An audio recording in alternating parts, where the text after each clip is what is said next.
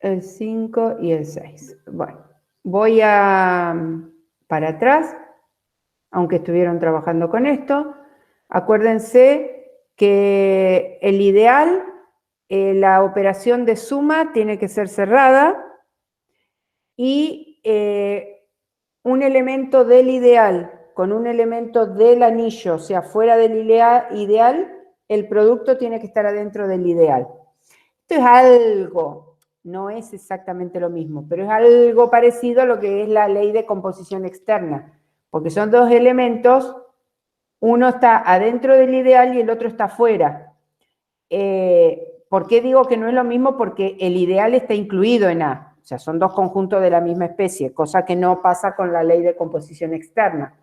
Pero es así, un elemento del anillo, un elemento del ideal multiplicados, tienen que estar en el ideal. Si ocurre a izquierda y a derecha, era el ideal bilátero o simplemente ideal. Acuérdense que cuando habla de ideal se refiere a ideal bilátero. Entonces, estábamos en el 4, que dice que I y J son ideales del anillo A. O sea que sabemos que cumple la ley de cierre, de la suma, y sabemos que multiplicando un elemento a izquierda y a derecha pertenecen al ideal. Entonces dice que se define el conjunto I más J como la suma de dos elementos, donde I es un elemento del ideal I y J es un elemento del ideal J. Y lo que tenemos que demostrar es que este conjunto también es un ideal de A. Que obviamente acá no es necesario, estamos hablando de suma, si quieren la pueden hacer a la demostración de que es cerrada la suma, que se acuerdan que se hacía con la resta, que habíamos visto que se hacía con la resta para ya garantizar la existencia del neutro, pero lo importante es que veamos que el producto a izquierda y a derecha pertenece. ¿Está? Por eso volví para atrás para mostrarles cuáles eran las propiedades que tengo que probar, a ver si podemos probar que ese conjunto I más J es un ideal de A. Trabajamos un ratito y resolvemos todo juntos.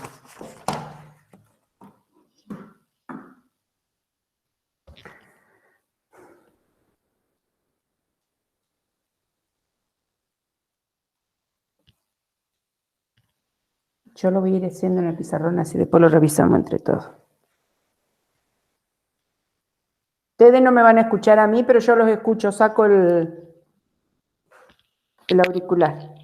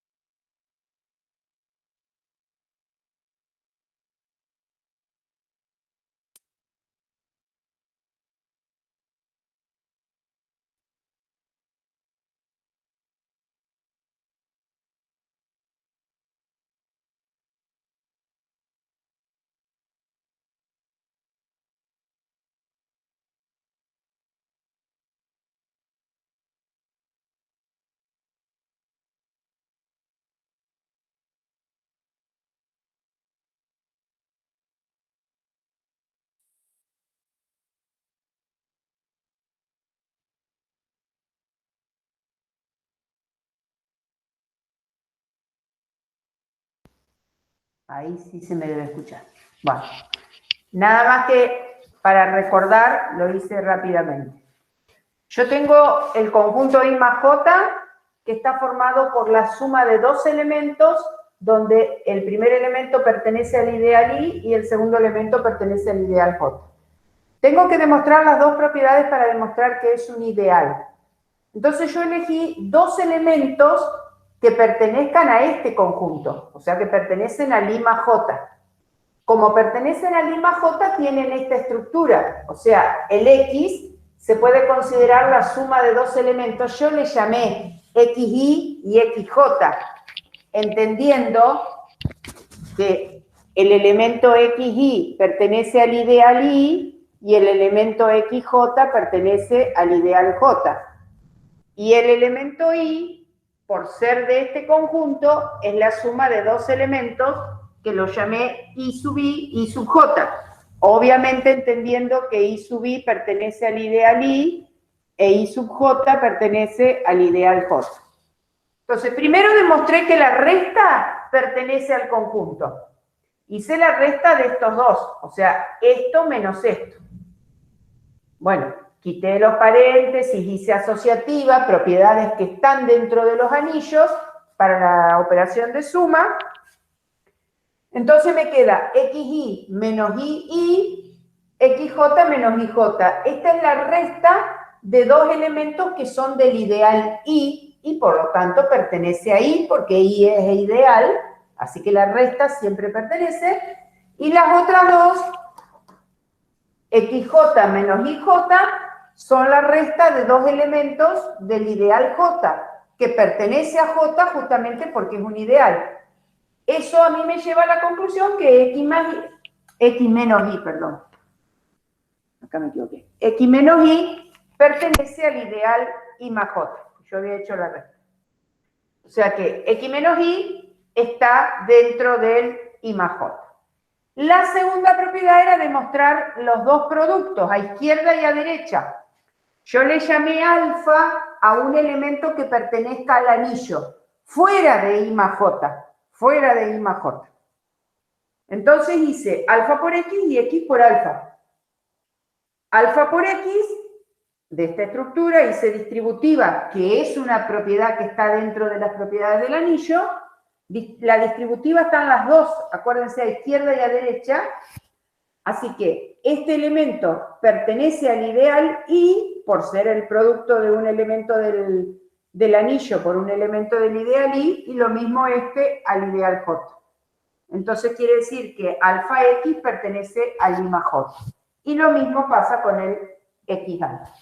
Entonces, si se cumple que la resta pertenece y las dos multiplicaciones a izquierda y a derecha pertenecen, la conclusión es que este es un ideal.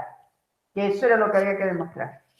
Hice todos los pasos para recordar cómo era que se hacía. Estos son bastante sencillos porque acá estamos trabajando con un poco más de propiedades. El problema de los grupos que lo hace más difícil al trabajo es que trabajamos con pocas propiedades.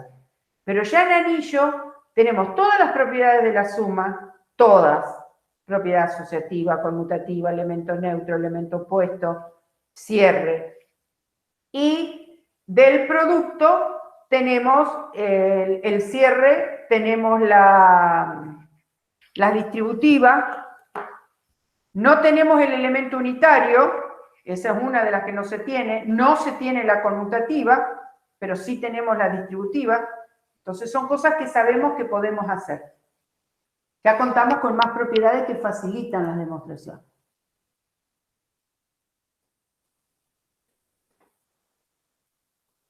Bueno. ¿Está, no? ¿No tiene duda esto?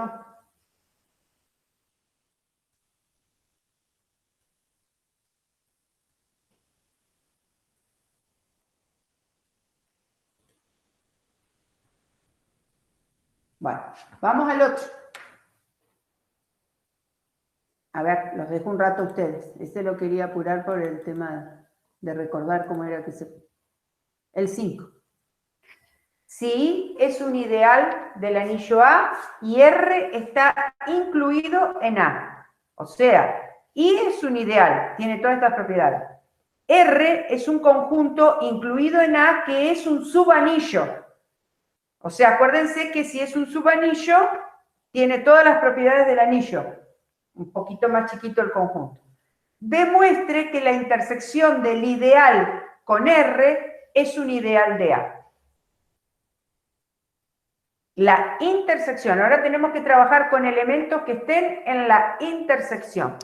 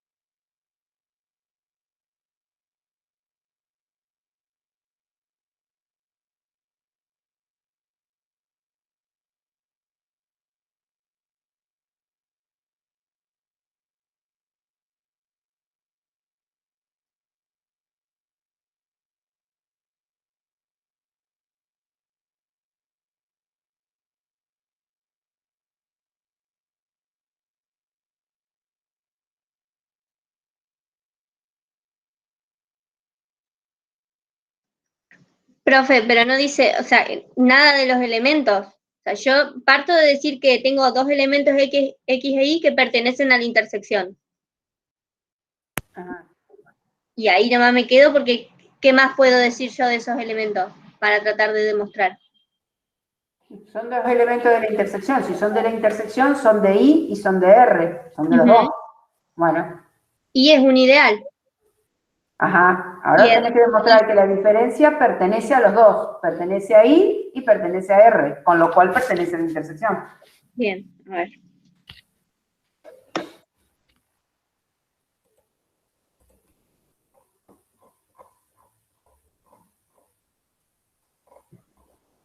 Pregunto, si tomo un elemento de A y un elemento de R,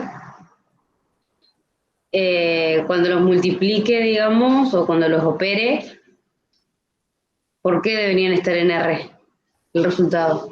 Eso es lo que estoy viendo si justifiqué bien. Yo justamente estaba pensando eso. Claro, porque vos tomás un elemento de A y uno de R.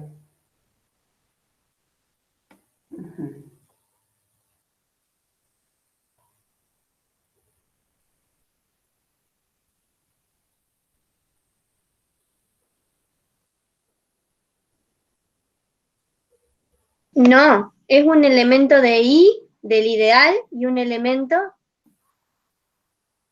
No, de para las R. multiplicaciones estamos hablando, ¿eh? Ah, Sería para la segunda parte.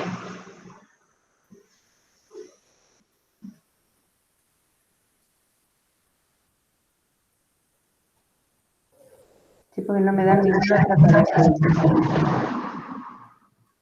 Dos elementos del subanillo restados pertenecen al subanillo. Eso está bien.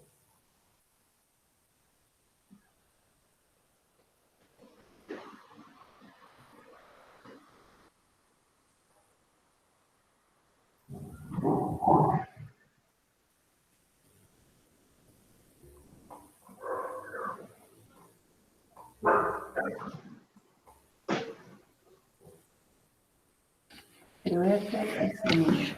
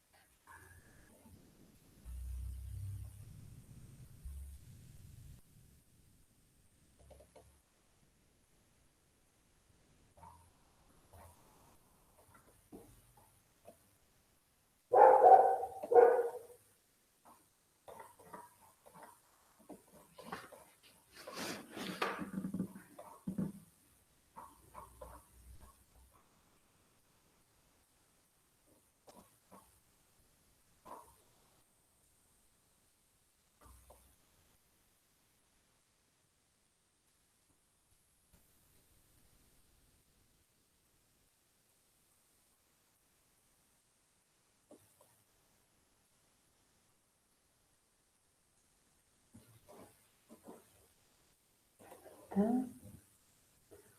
¿De dónde lo saqué?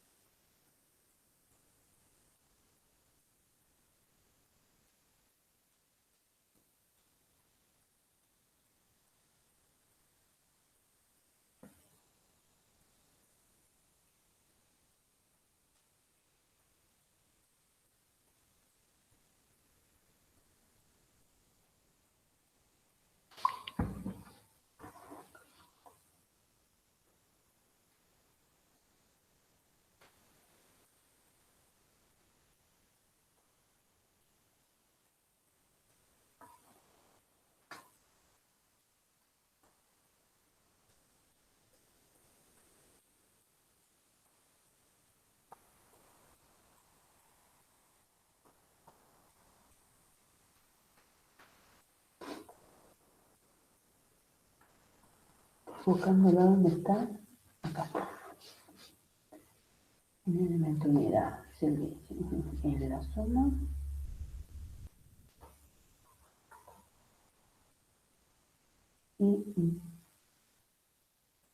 Y no. Y es unidad de R. Y es. Ajá. Bien.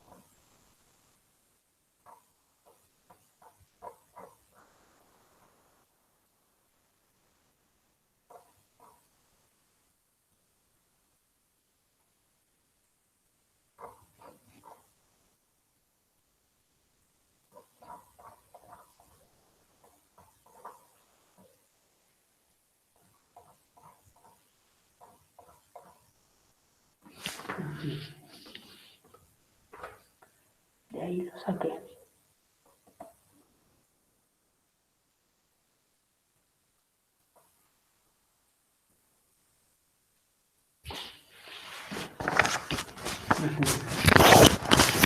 Estaba mirando si no lo había copiado mal como la otra vez, por eso me volví a buscar el link.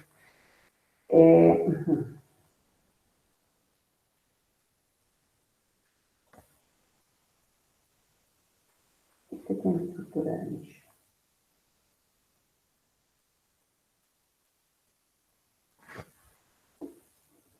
Cumple con.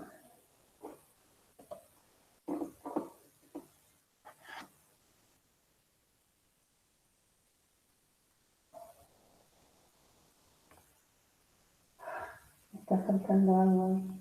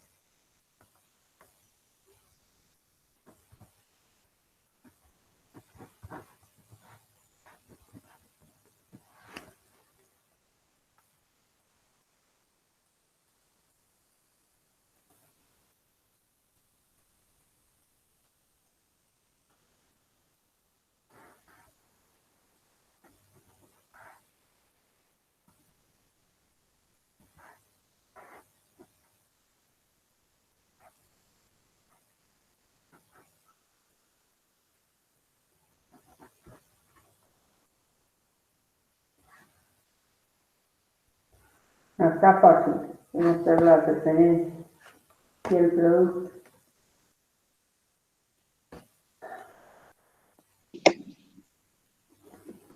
Si yo tomo un elemento Ajá. X que pertenece a la intersección de I de R, Ajá. y un elemento alfa que va a pertenecer al anillo, Sí. y alfa por X pertenece a I y alfa por X pertenece a R, Ahí está. ¿Por qué sabes que pertenece a R? Ahí pertenece porque es un ideal. Entonces, si es un ideal, porque empiezo diciendo que pertenece a la intersección. X Yo tomo pertenece a la que alfa intersección. por X pertenece a la intersección. ¿No puedo partir de eso? No. El que pertenece a la intersección es X. Para demostrar que es un ideal, X pertenece a la intersección. Y alfa está afuera, está en el anillo A.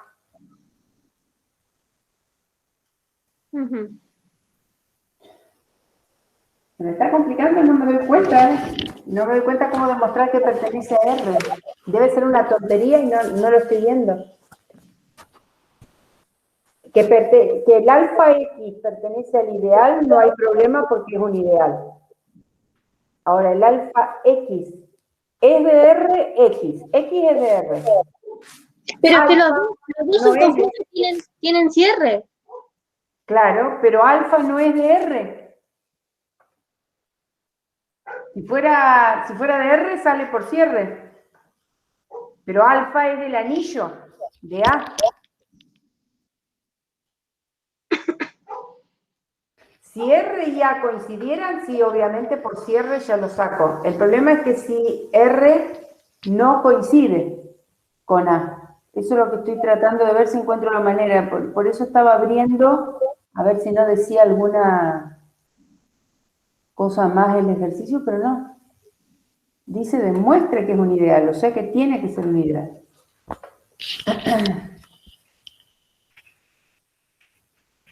¿Cómo demuestro que alfa X está en R? No me lo estoy dando cuenta. Se me ha ido.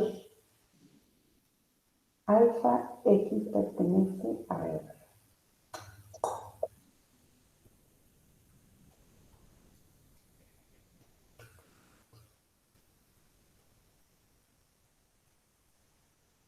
X está en R. Alfa está en R. Alfa X pertenece a A seguro.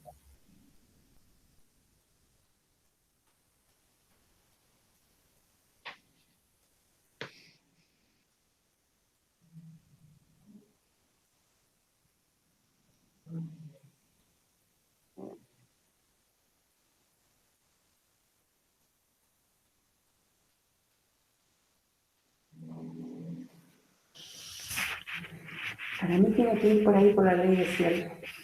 Pero por eso, si yo empiezo diciendo que tomo dos elementos, un elemento alfa que pertenece al anillo y un elemento X que pertenece a la intersección, y digo que, o no, digo alfa por X que pertenezca a I y el mismo alfa por X que pertenezca a R. Entonces No, yo ya sé, yo tengo que demostrar que está en R. hay que demostrar que está en la intersección. Claro. Entonces, si yo tomo un elemento alfa por X de I y alfa por X de R, No, ahí sí, porque está... No, es que para demostrar que es ideal, yo tengo que tomar un elemento X que sea del conjunto que estoy analizando, que es I intersección R. Y un elemento alfa que sea de afuera y demostrar que el producto está dentro. Eso tengo que hacer yo.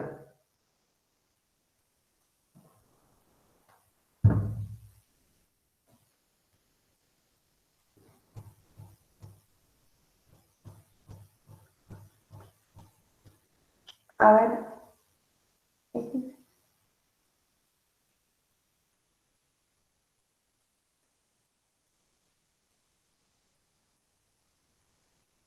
A ver.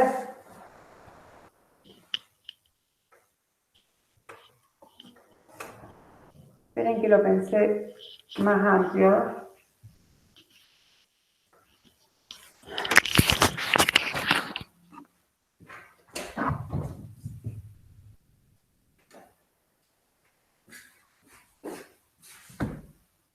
¿Dónde dejé el fibro?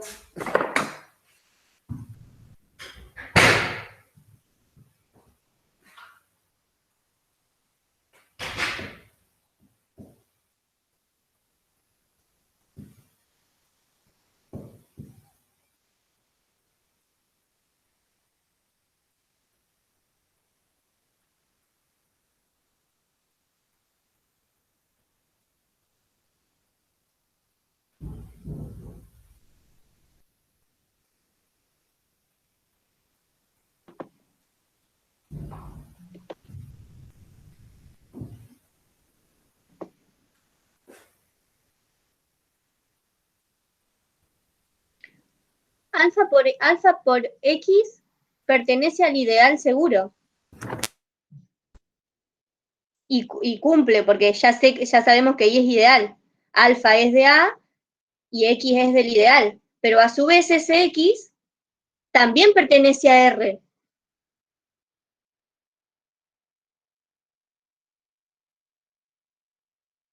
Y ya está. X sí, pero alfa no necesariamente. Alfa pertenece a la anillo. Claro. Entonces Y ahora el X, tema es... X pertenece al ideal. Entonces ya sabemos que alfa por X pertenece al ideal, porque es un ideal. Esa parte sí. Y además, si nosotros ya planteamos anteriormente que el X pertenece a Y, pertenece a R, porque es de lo que salimos. Ahora hay que demostrar que alfa por X pertenece a R también. Pero si ya partimos diciendo que X... X sí. Pero que pertenece al ideal. Al ideal A. No importa el ideal. Sí. Pertenece a... Claro.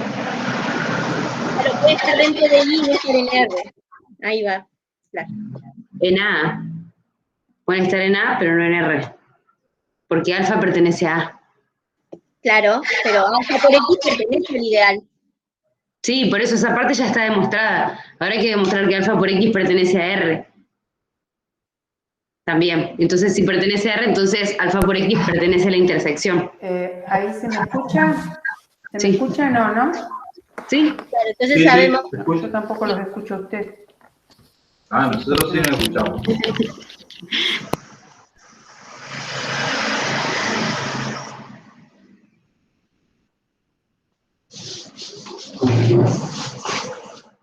Ahí está con conjunto, ¿verdad?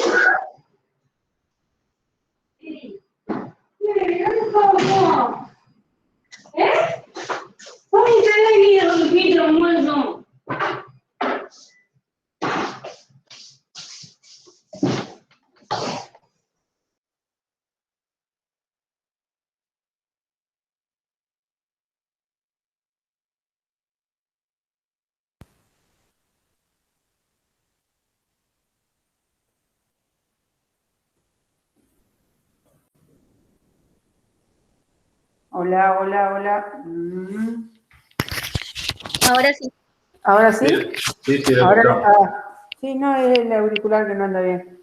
Bueno, no, lo que yo quería era pensar juntos algo. Por eso hice el clásico dibujito de los conjuntos. Nosotros tenemos eso.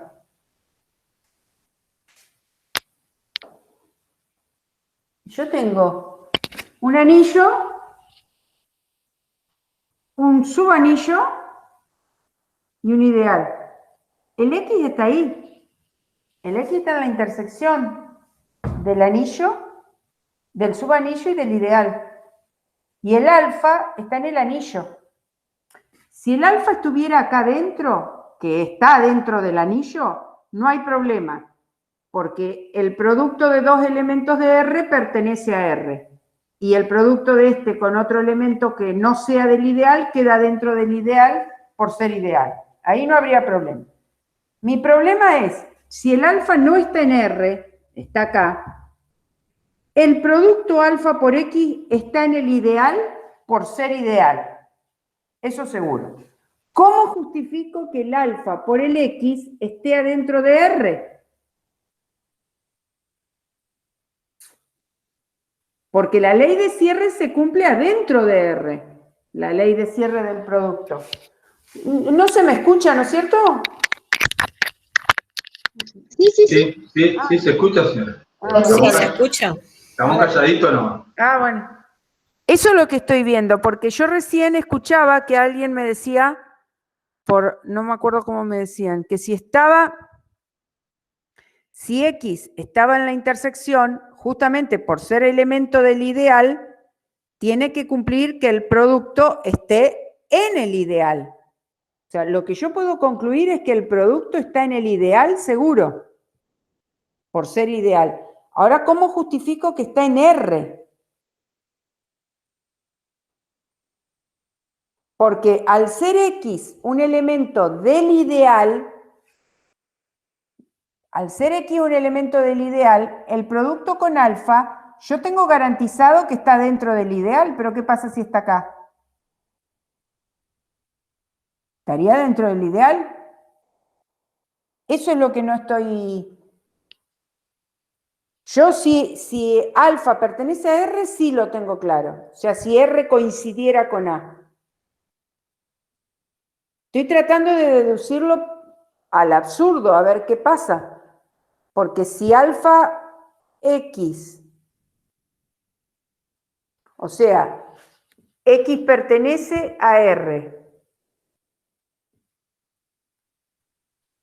y alfa X, que sería el producto de dos elementos, este del anillo y este de R, que no pertenezca a R.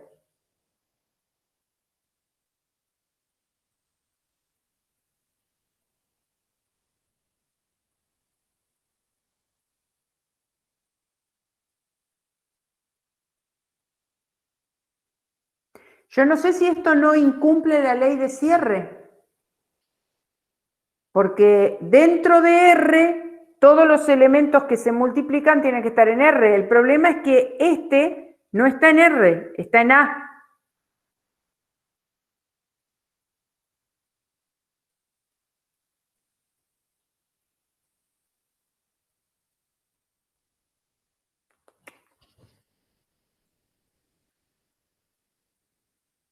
Se me complicó más de lo que yo pensaba, ¿eh? Yo lo vi tan fácil y no...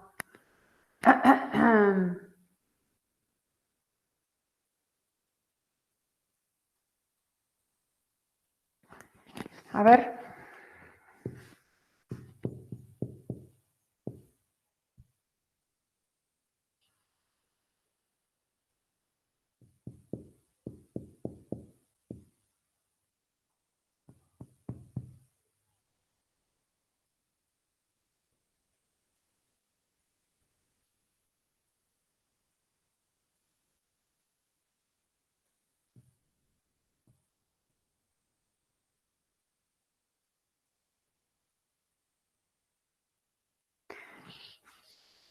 A ver si no sale por la anterior.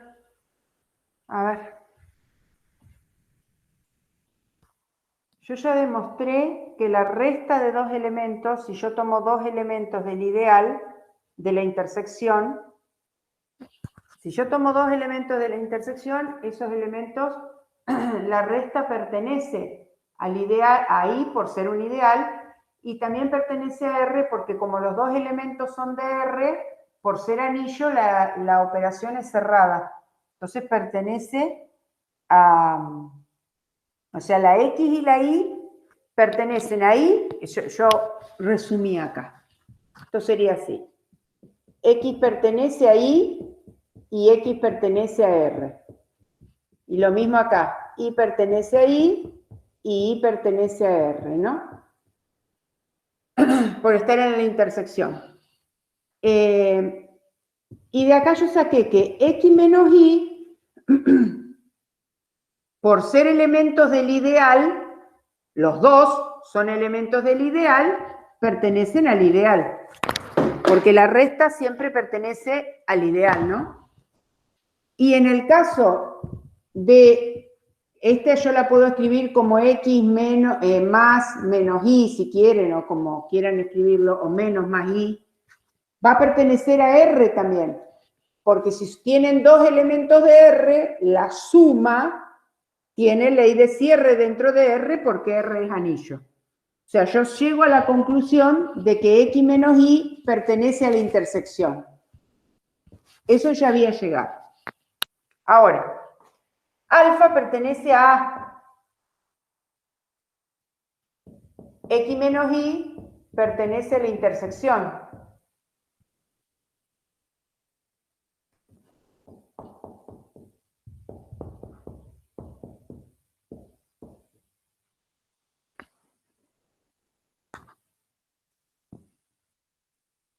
Por ahí puede andar, me parece.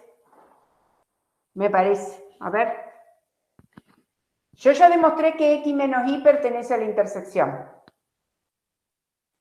Agarro un elemento de A, del anillo, y agarro ese elemento que es de la intersección, que ya demostré. Y multiplico el elemento del anillo por ese elemento que es de la intersección. Le aplico distributiva. Esto, a ver.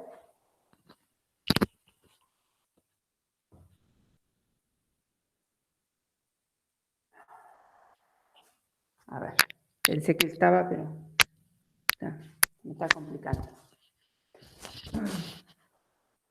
Elemento de la intersección y elemento de A. Bien. ¿Qué vi yo recién?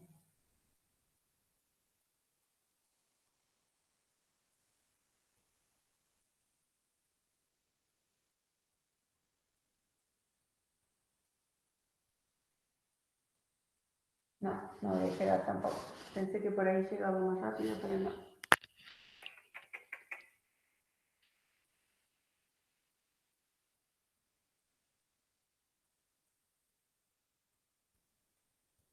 Pertenece al ideal. Todos pertenecen a él. Este pertenece a él.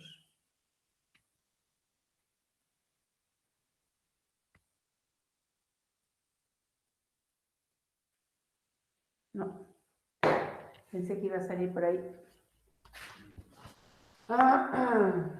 Bueno. Se nos complicó una tontería. No lo estoy viendo.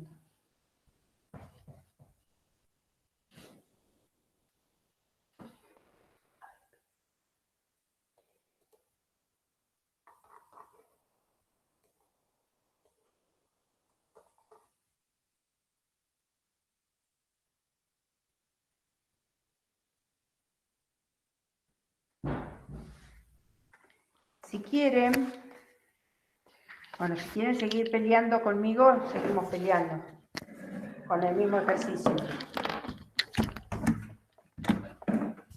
Un ratito más. Si no, ya pasó al otro y queda como para que lo pensemos para la semana que viene. Así no perdemos el tiempo. Porque ningún tiempo que uno dedica a pensar está perdido, pero...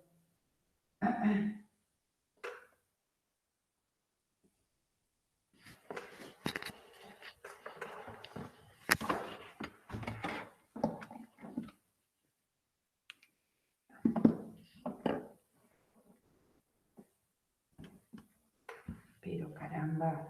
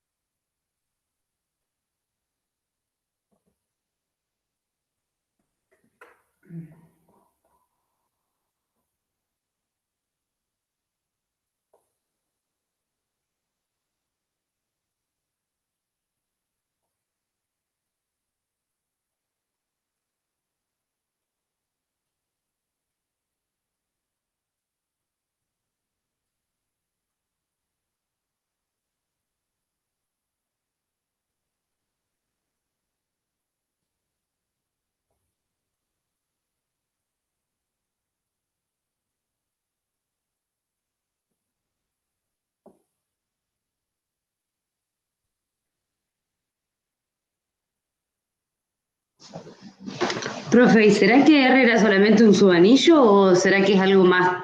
No, ya dice a de dónde lo saqué al libro y es un subanillo, dice. A ver, voy a volver a leerlo porque... A ver, Claro, porque si fuera ideal también sale re fácil. No, dice, I es un ideal de A y R es un subanillo de A. I intersección R es ideal de A. ¡Ah, no! Claro, copié. ¿Saben lo que pasa? Que cuando copio un libro las letras son distintas. Tenía que volverlo a leer. Esperen que lo vuelvo a leer bien. Sí, sí, no, es imposible. I ideal de A. Y R subanillo de A. Intersección R.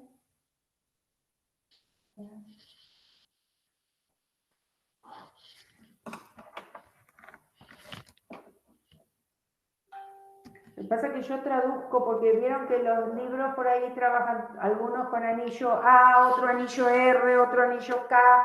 Entonces es como que quiero que quede todo en la misma letra y por ahí se me entran a mezclar las cosas, no es que sea tan... Así dice. ¿Lo alcanzan a ver?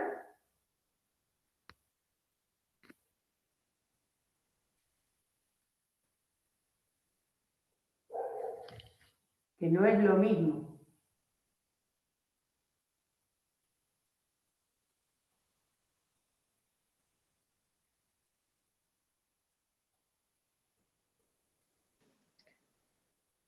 ¿Ideal de R al final? Claro, fíjense, yo no se los voy a mostrar para que... Lo estoy sacando de Herstein. A ver, miren. Acá. Es el libro que estoy usando, el de Herstein. Ven que habla de otros términos. I es ideal de R. A es subanillo de R. O sea que al anillo le está llamando R acá, ¿ven? I es ideal de R, A es subanillo de R, I intersección A, que sería I intersección R, nuestra, es ideal pero de A, o sea del subanillo, no del anillo. Yo lo copié mal. Yo le cambié el nombre, acá puse A, acá puse R, acá puse A. Entonces acá tenía que poner, sí, soy yo, perdimos el tiempo inútilmente. Fui yo la del error. Lo están viendo, ¿no? Y intersección R es ideal de R, no de A. Ahí queda demostrado enseguida, volando. Por la ley de cierre en R. Si yo quiero demostrar que es un ideal, ahí, ven, ahí está lo que yo les decía antes. Ahí sí, claro, sí que era un error de copia mía. Ahí sí, sale enseguida. Perdón, perdón. Se ve que cuando hice estos ejercicios no estaban mis mejores días. Claro, ahí va a salir enseguida. Esperen que saco esto. Bajo esto. Sería ideal de R. Entonces, claro, acá es distinto porque ustedes tienen un anillo A donde tienen el subanillo R y el ideal I. ¿Está? Y lo que tienen que demostrar es que esto, que es la intersección, es un ideal de este. Entonces ahí no hay problema para hacer la demostración que nos falta. Porque ustedes toman un alfa que como están queriendo demostrar que I intersección R es ideal, pero de R, no de A. Se nos había complicado el sacarlo de A. Entonces, claro, yo tomo un X que pertenece a la intersección y un alfa que pertenece a R, Porque si quiero demostrar que es ideal de R, tengo que demostrar que el alfa pertenece a R. Entonces, X pertenece a la intersección, X pertenece a Y y X pertenece a R. Alfa por X pertenece a Y por ser ideal. Y alfa por X pertenece a R por ley de cierre. Y ya está. Y la otra al revés se hace igual. Por ley de cierre. Entonces alfa por X pertenece a la intersección. Listo. Sí, era un error de lectura. Ahí sí, por eso yo decía, si R coincidiera con A, no había problema, pero yo estaba buscando un elemento fuera de R. Acá estaba el problema. Entonces, ustedes tienen que tomar el X acá y el alfa acá, no afuera de R. Si yo quiero demostrar que es ideal de R, tengo que tomar el alfa fuera de la intersección, pero dentro de R. Y esto sí, por ley de cierre, alfa por X pertenece a R. Y ya está. Sí, fue un error de lectura. Ya está. Menos mal. Porque no estaba encontrando la forma de ver la otra ley de cierre.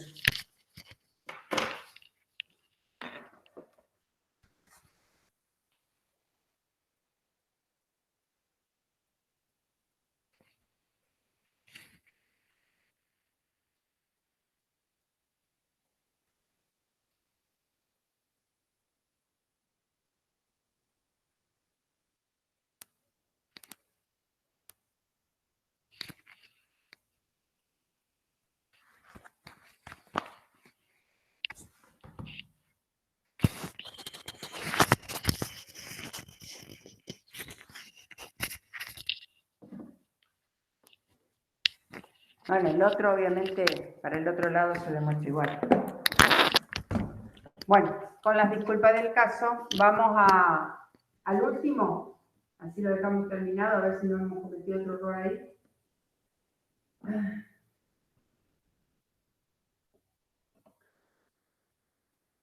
El último decía algo así como: demuestre que el anillo de las matrices cuadradas 2 por 2 tiene ideales izquierdos y derechos no triviales.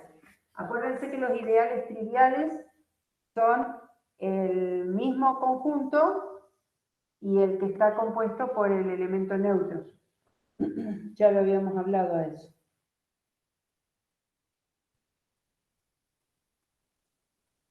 El anillo de las matrices cuadradas 2 por 2 tiene ideales izquierdo y derecho no triviales. O sea, formada por matrices 2 por 2, con mostrar, si encontramos uno, el otro lo vamos a encontrar en forma simétrica enseguida. Una matriz 2 por 2 que multiplicada por un elemento por otra matriz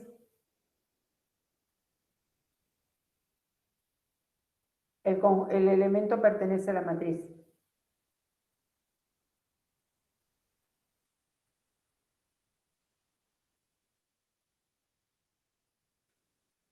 O sea, el anillo son las matrices cuadradas 2 por 2. Ese es el anillo. El ideal tiene que ser un subconjunto, o sea, un conjunto de matrices 2 por 2, que ustedes elijan una matriz de afuera y una matriz de adentro y el producto esté adentro.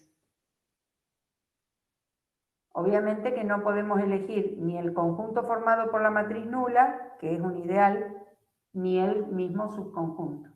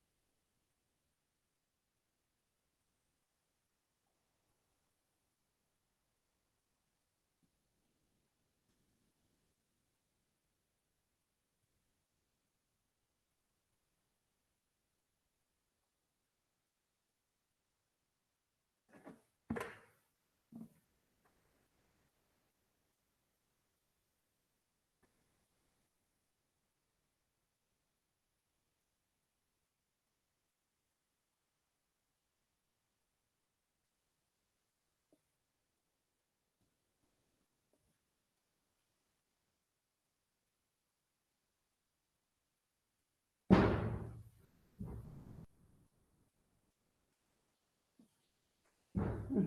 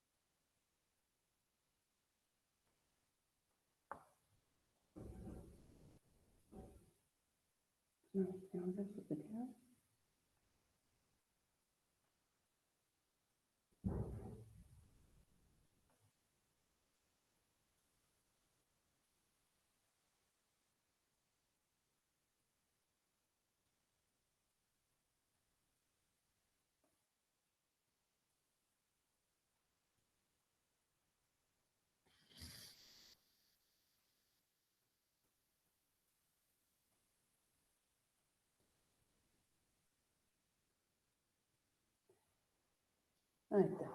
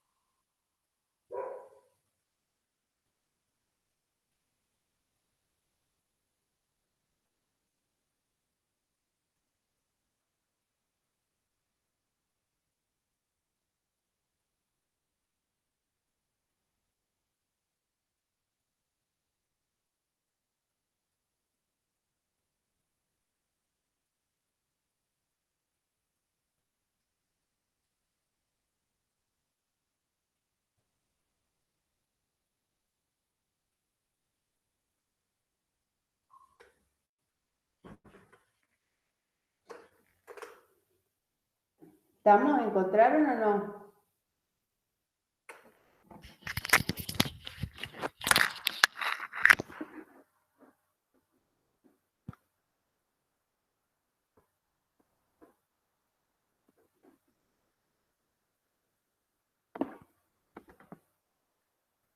Perdón, ¿se me escucha? No, ¿no?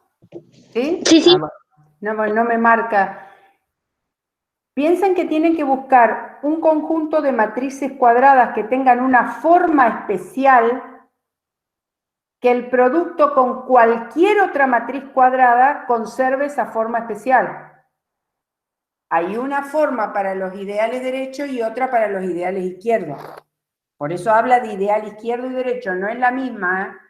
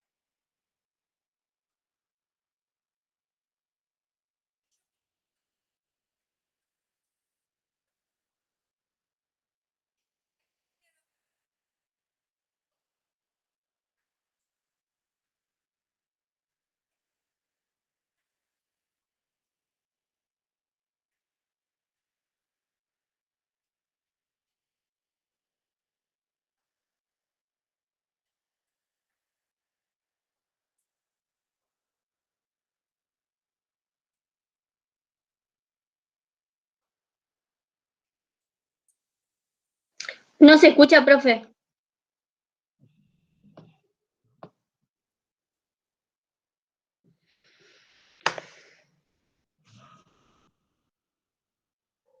No, No, tampoco. ahora sí. Ahora sí. Ah, bueno.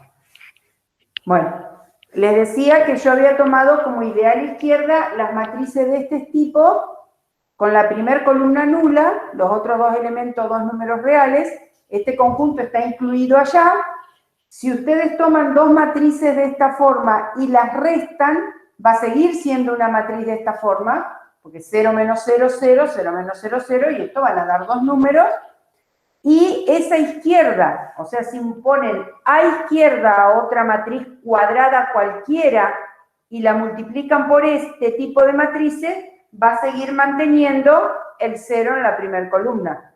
Bueno, yo hice el producto de esta manera, no sé cómo están acostumbrados a multiplicar matrices. Yo las multiplico así, sin trabajar con la traspuesta, así.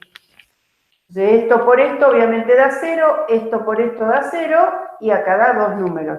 O sea que mantiene la forma. Quiere decir que la resta está en el conjunto y el producto a izquierda está en el conjunto. Entonces este es un ideal a izquierda. Y este, con la primer fila nula, es un ideal a derecha. Porque también, si restan dos matrices de este tipo, se mantiene la forma. Y acá es a derecha la multiplicación. Es esta por esta.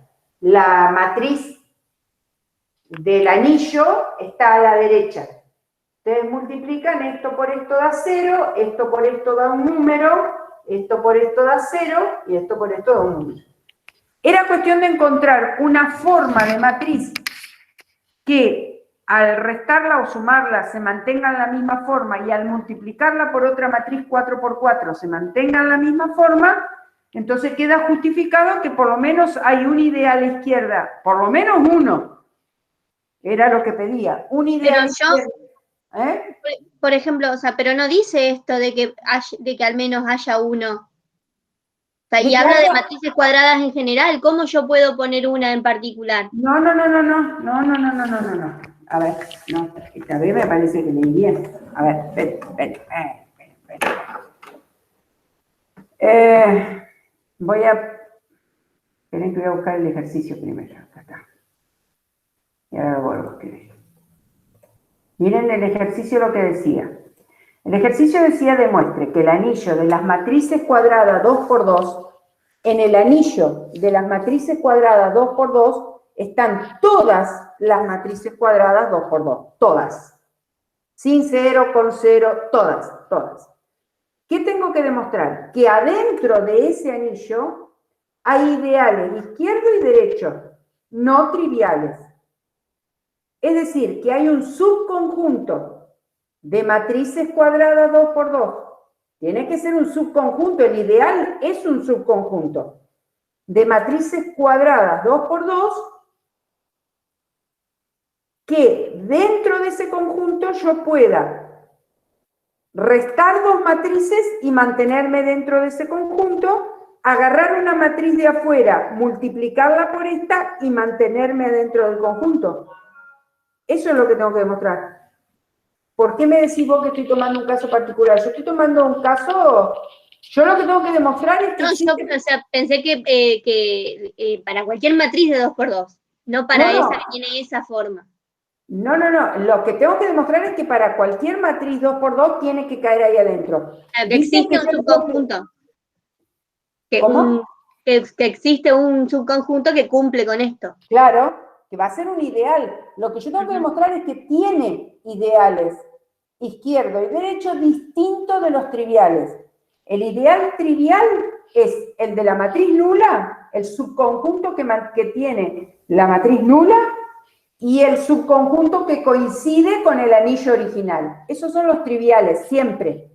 En todo, cuando hablemos de los subgrupos, subanillos triviales, son esos. El que tienen el elemento neutro y el que coincide con el conjunto original.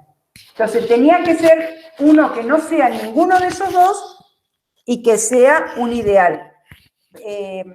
Acá, obviamente, por el hecho de que del producto de matrices no es conmutativo, no va a haber un ideal bilátero, excepto un caso muy particular de matrices, pero si no, tienen uno a izquierda y otro a derecha. Eso era lo que había que mostrar, encontrar ese tipo de matrices, nada más. Acá se la están complicando inútilmente, me parece. Bueno, vamos a empezar un chiquito, que nos quedan unos 10, 15 minutos para trabajar. Vamos a empezar con los primeros conceptos de espacios vectoriales. Así,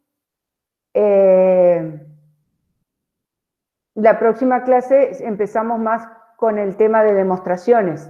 Veamos los conceptos básicos, aunque sea. Esto, o sea, cada estructura vamos a tener prácticamente los mismos conceptos. O sea, vamos a ver cuáles son las propiedades que se cumplen para que la estructura se llame espacio vectorial.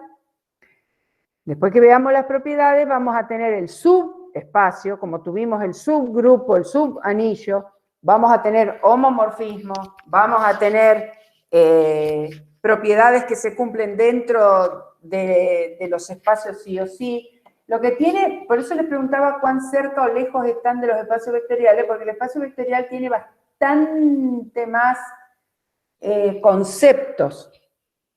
Lo que es combinación lineal, dependencia lineal, base, dimensión, todo eso hay que repasarlo antes de llegar a lo que es el concepto de homomorfismo. Bueno, arranco con lo básico, porque ya estamos, después de haber demostrado algunas cosas, por ahí uno ya está cansado. Vamos con lo básico de los espacios vectoriales. Lo primero que lo diferencia, acá vamos a definir dos operaciones también, pero una es una ley de composición interna, o sea, dos elementos dentro del mismo conjunto. Y la otra es de composición externa, un elemento del conjunto con un elemento de fuera del conjunto. Dice, dado un conjunto V no vacío y un cuerpo K. Acuérdense que el cuerpo es un caso particular de anillo unitario conmutativo. ¿Sí? El cuerpo o campo es un caso particular de anillo, que ya lo habíamos definido, que tenía la característica de ser conmutativo, era unitario y conmutativo, no se dije bien. Anillo conmutativo y con elemento unitario. Entonces, se definen dos operaciones que vamos a llamar, dice, suma y producto. Tal es que la suma es una ley de composición interna, o sea, elijo un elemento de B, lo sumo con otro elemento de B y el resultado tiene que estar en B.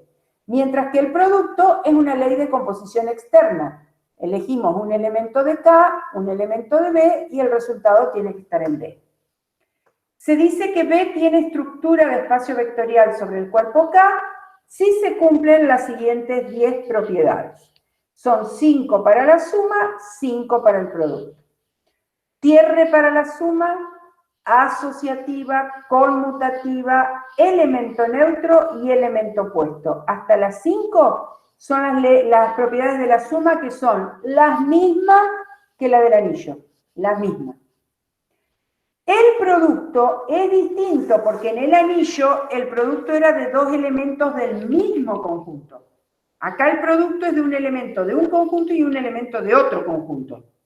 Por ejemplo, que es lo que vamos a ver inmediatamente como ejemplo, el conjunto B pueden ser los vectores en el plano y el conjunto K pueden ser los números reales, porque es un cuerpo. Entonces vamos a multiplicar vectores por números.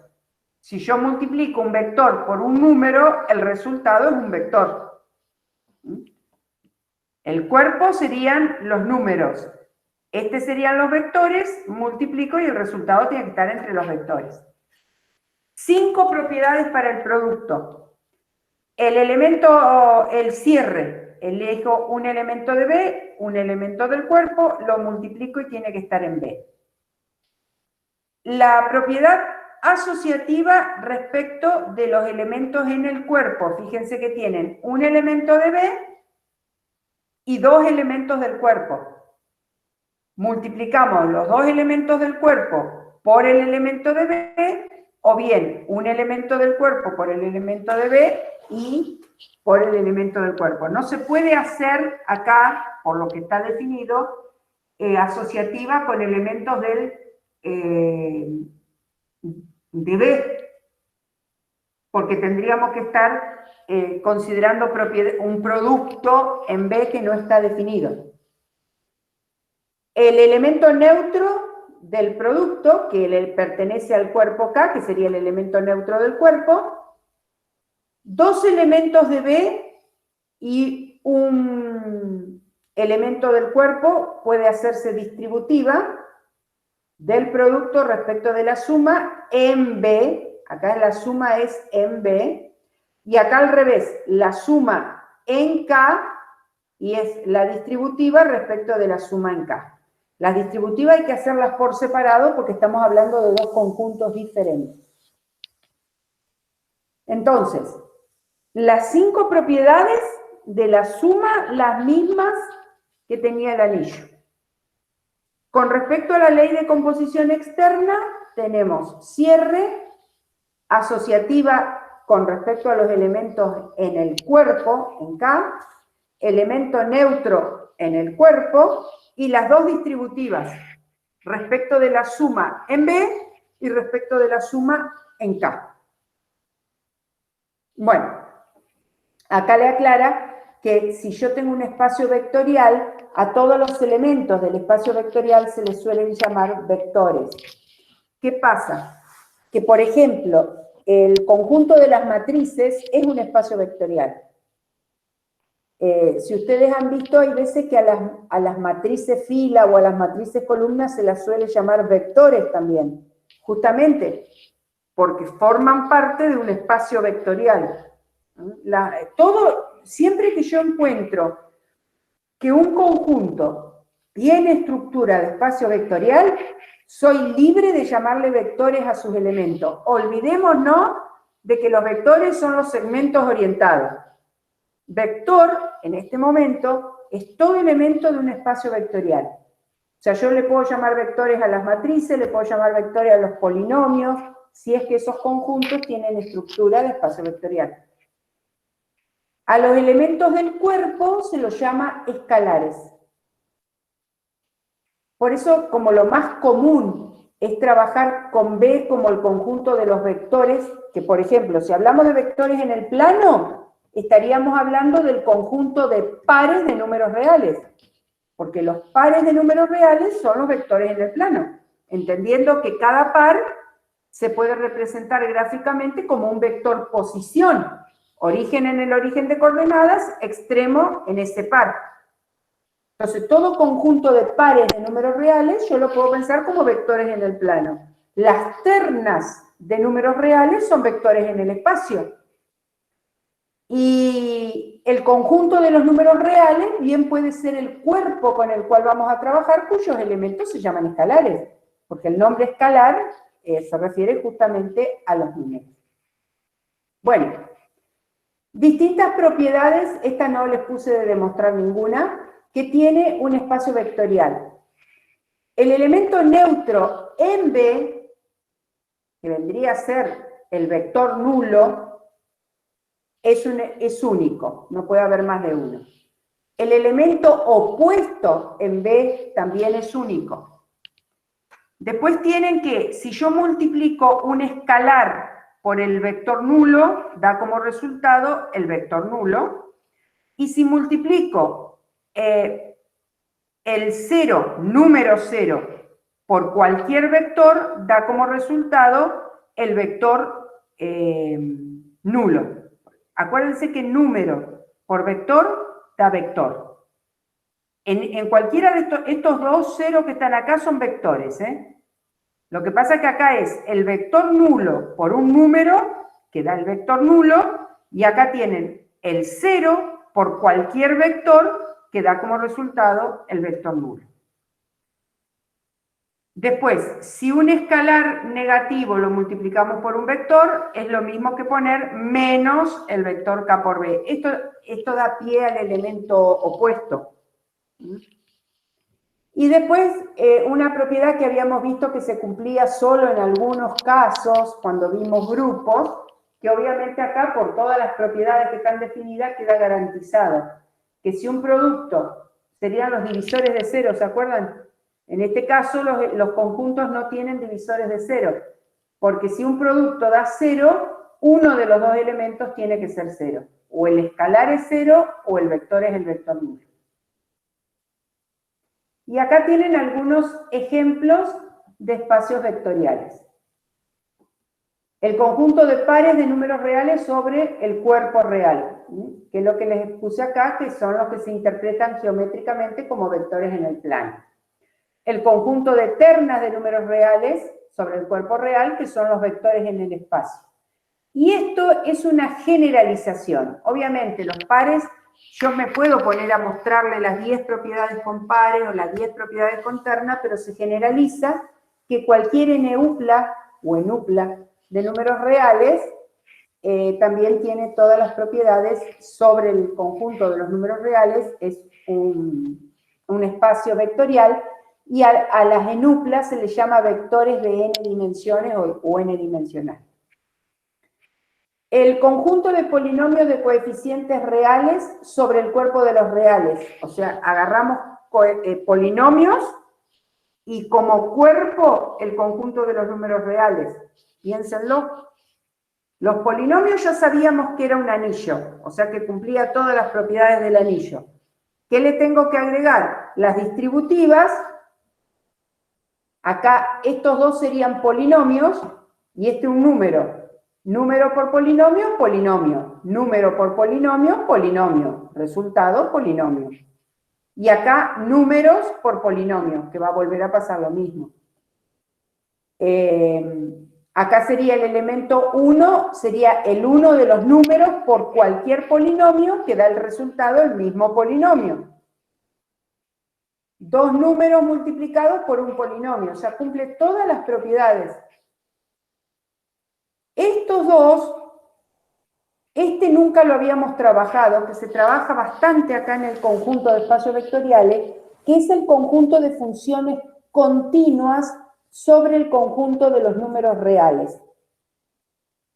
Y esto está basado en un teorema de las funciones continuas. Acuérdense que las funciones continuas, si ustedes tienen dos funciones continuas en el mismo dominio, la suma es otra función continua en el mismo dominio. Entonces, con lo cual quedan aseguradas las 5 propiedades de la suma. ¿Está? Y de la misma manera podemos probar las del producto. Este tema de funciones lo van a ver en algunos ejercicios de espacios vectoriales. Y el conjunto de las matrices cuadradas de orden 2 sobre los reales, también. Ya vamos a ver que también, que no necesariamente son las matrices cuadradas. Las matrices M por N, o sea, matrices rectangulares, también son espacios vectoriales. Porque acá ustedes no tienen que multiplicar matriz por matriz. Ustedes tienen que sumar matrices, si son M por N, o sea, si tienen el mismo tamaño, por más que no sean cuadradas, cuando yo las sume me va a dar una matriz del mismo tamaño. Y vamos a tener propiedad asociativa, vamos a tener propiedad conmutativa, elemento neutro, elemento opuesto, de matrices estoy hablando, ¿eh? Y en el tema producto es por número. Entonces, tranquilamente las matrices M por N también van a tener estructura de espacio vectorial. Bueno, hasta acá vamos a llegar porque acá ya viene una primera demostración, la dejo para la clase que viene. Ya vamos a empezar a ver los espacios productos, los subespacios y demás. El subespacio van a ver que se define como todo sub. El subespacio va a ser un espacio vectorial metido adentro de un espacio más grande, pero con todas las propiedades del espacio vectorial. Bueno, por lo menos para que vayamos viendo a qué nos vamos a referir ahora, empezamos con las demostraciones la clase que viene. Ya antes de, yo ahora cierro y voy al trabajo práctico y se lo extiendo hasta el martes a la noche de la semana que viene, que fue lo que quedamos un ratito. Bueno, gente, los dejo por hoy. Bueno. Nos vemos profe. una semana y bueno, nos vemos el miércoles que viene. Acuérdense del práctico entonces el martes a la noche, ¿está? Vamos a ir respetando esa por la fecha. Muchas gracias, hasta luego. Chao chicos, hasta luego. Chao, profe. Adiós. Chao. Chau, chau.